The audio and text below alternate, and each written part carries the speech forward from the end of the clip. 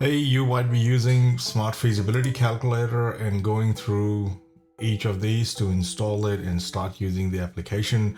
But these video series are just basically showing you the little intricate details that we have already incorporated into the Smart Feasibility Calculator. So under the project settings, when you are starting it out, you'll see that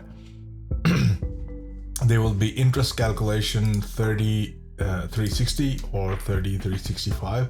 What does that actually mean, and why is it there? So it is there because one, it is Smart Feasibility Calculator and we don't have the exact dates in here.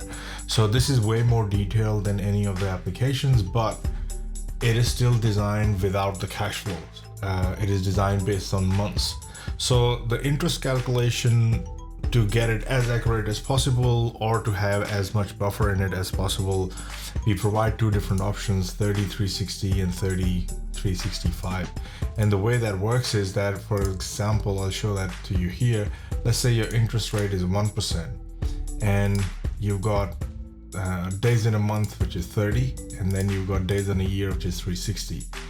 Now what does that mean? That basically means that if you divide the 1% by 360, your daily interest rate, for example, would come out to be 0.002778. That would be your daily interest rate for 360 days.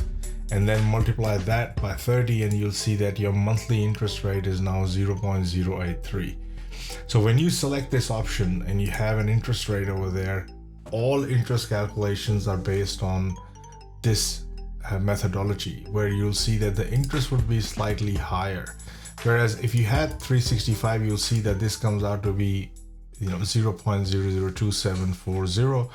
And that is, I mean, if you look at it, 3360 is what I would personally use because that allows for extra interest.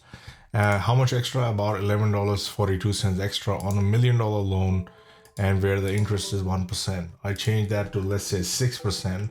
You'll see that overall in a month, that interest variation, sorry, I have to change this also as 6%. The interest variation will be $68.49. So that is what this whole 3360 and 3365 is there for. 365 basically means your daily interest rate will be lower, and that means your monthly interest rate will be lower again as well. So you see over here we are at 0.5 and this is 0.493.